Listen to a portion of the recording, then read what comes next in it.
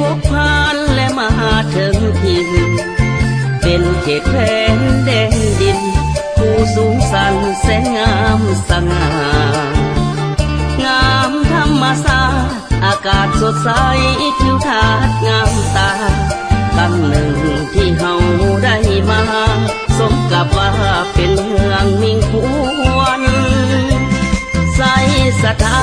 นรัฐบาลสมทุนมาสร้างพัฒนาพื้นฐานคงลาง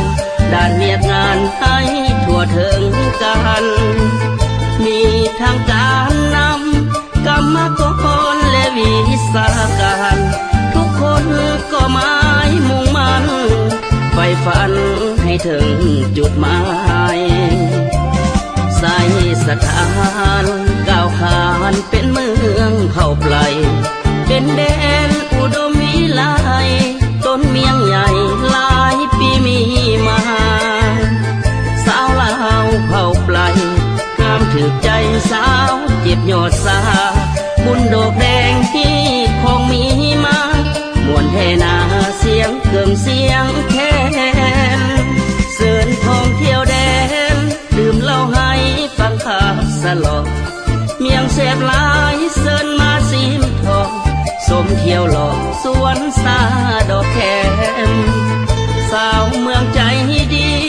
มิตรไมตรีสัมพันธ์แน่นแกนขอฝากหัวใจฟังแน่นไว้กับแดนเมืองใสสถาน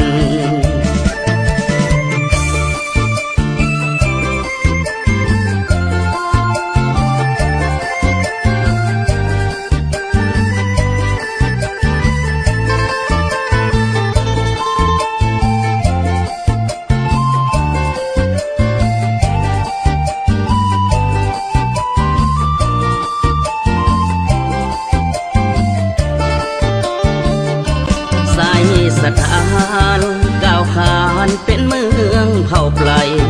เป็นแดนอุดมวิไลต้นเมียงใหญ่หลายปีมีมาสาวลาวเผ่าไพรงามถึกใจสาวเจ็บยอดสาบุญดอกแดงที่คงมีมามวนแท่นาเสียงเกิมเสียงแคนเสิร์นท่องเที่ยวแดนดื่มเหล้าให้ฟังข่าวสลอกเมียงเสพหลายเสิร์นมาซีมทองสมเที่ยวหลอกสวนสาดอกแคมสาวเมืองใจดีมิตรไมตรีสัมพันธ์แน่นแกนขอฝากหัวใจฟังแน่นไว้กับแดนเมืองใสสถานขอฝากหัวใจฟังแน่นไว้กับแดนเมืองใสสถาน